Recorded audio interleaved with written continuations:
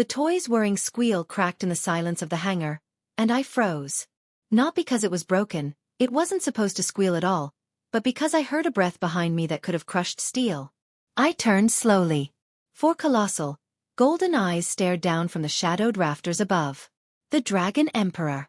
Wings folded like a cathedral-stained glass, scales shimmering with 1,000 impossible colors. He had been watching. All along. I swallowed. My hands were greasy from circuits and cogs, the tiny toy, an old Earth relic, half robot, half doll, clutched in my palms. I fixed it, I said. The words sounded like a whisper, but the hangar swallowed them and spat them back as a low rumble. The hatchling shrieked in delight, the small creature hopping on its clawed feet, eyes glowing the way newborn stars might. It had been crying for hours, its whimpers echoing through the dragon colony's industrial lofts. And somehow, in my human ignorance, I had dared to repair it. But that was only the beginning. I had been a mechanic on Station Delta 9 for 3 months, scraping together a living fixing abandoned ships and broken tech in the shadow of the Dragon Emperor's floating fortress. Humans were rare here, tolerated only because our fragile hands could do delicate work that their claws could not. The hatchling, its mother a minor princess in the Emperor's court, had been left in the hall when its mechanical toy failed. I didn't know dragons had a concept of play, much less grief over a broken toy. A shadow passed over the toy.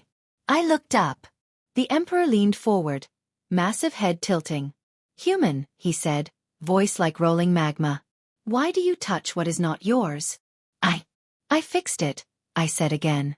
The hatchling squealed in approval, and for a moment, I thought the Emperor would strike. Instead, he merely studied me. I felt the air shift around us. Dragons didn't forgive mistakes. They devoured them. Yet he did nothing. But what I saw next changed everything. The hatchling dropped the toy, scuttling behind me. It whispered in a language of clicks and hisses I didn't understand, but its gaze never left the Emperor. And then he did something I wasn't prepared for. He laughed. Not a roar, not a threat, but a sound so deep and rolling it shook my bones. "You dare fix what is mine," he said. "And you do it well." The hangar seemed to pulse with tension. I wiped my hands on a rag, trying to steady the tremor in my voice. "I didn't mean to." "But that was only the beginning," he said, wings flicking once like a warning flag. Over the next few hours, I learned that the hatchling was more than a spoiled prince. It was the only child of the Dragon Emperor, heir to a civilization that spanned half the Milky Way. Every gesture, every squeal of that little toy, was a test. And somehow a human, of all beings, had passed. I worked through the night, repairing the toy in the flickering neon light, listening as the Emperor circled above. Every now and then, his massive eyes would lock on mine. No other human had ever been allowed this close. No other human had ever touched his family. I began to understand that my hands had not only fixed circuits, they had crossed a boundary no one else dared. But as dawn crept across the spires of the station, a shadow fell across our small victory. The hatchling whimpered, hiding behind my legs. Its toy, fixed, repaired, perfect, began to glow, and then without warning, it exploded in a pulse of alien energy. Sparks flew, and the air filled with a metallic stench. The Emperor roared, wings unfurling like a tempest. The force of his anger pressed me to the floor, yet he did not strike. Instead he whispered deep and trembling, You know not what you have done." I staggered to my feet. The hatchling's eyes glowed brighter, pulses of light moving in patterns too complex for my human mind. The toy wasn't just a toy, it was a transmitter, a key, an ancient device meant to awaken something far older than any of us. What is it?" I asked. He sighed, smoke curling from his nostrils. "A message, a warning. A chain unbroken since the First War." His claws touched the toy's remnants. Sparks died in his golden scales. "And you've activated it." The hatchling cried out, frightened. I reached for it, instinct overriding reason. The Emperor did not stop me. For a moment, I thought I had misread everything. For the first time, I felt like I was on the same side as the greatest predator in the galaxy. Then came the tremors.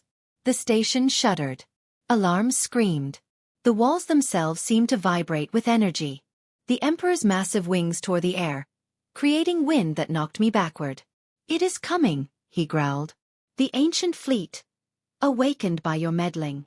I realized in that instant that a simple repair had thrown the universe off balance.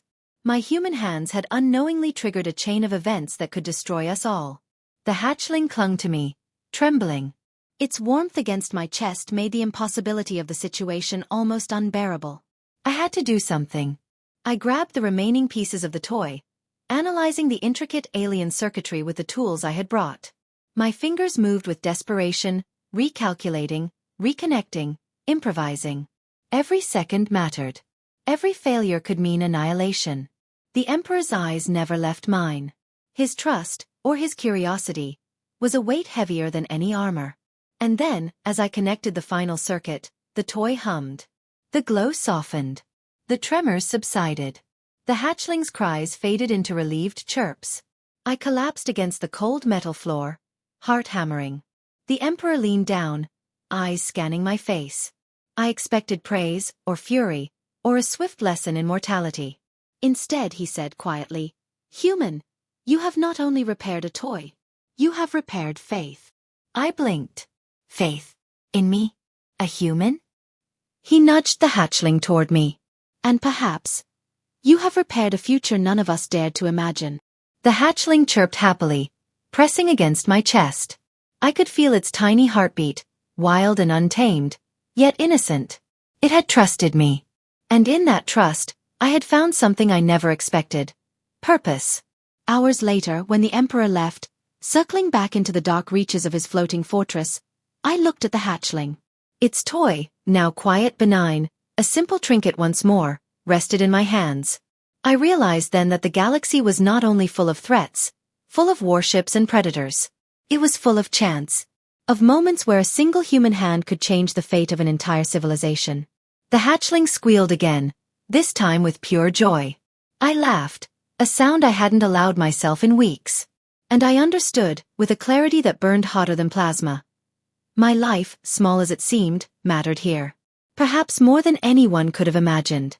The Emperor would watch, always, from the shadows. But the hatchling, this tiny spark of life, had already chosen. And for the first time, I felt like a part of something far greater than myself. I stood, brushing grease from my palms, and whispered to the little creature, "We'll fix more than toys next time. We'll fix everything." And the hatchling chirped in agreement, a sound full of promise, full of mischief. Somewhere above, the Emperor's roar echoed, distant and approving. And I knew, truly knew, that I had crossed a threshold. A human could matter. A human could belong. The station hummed around us. The galaxy waited. And I, a simple mechanic, had been given a place in it. The toy sat quietly now, a reminder that even the smallest hands could shape the largest destinies. And in that moment, I understood the truth of the Dragon Emperor's silent watch. Sometimes, the most impossible hope came from the most unexpected hands. I looked at the hatchling, then at the ruins of the toy. And I smiled. Because some things, no matter how broken, could always be fixed. And I, apparently, was the one to do it.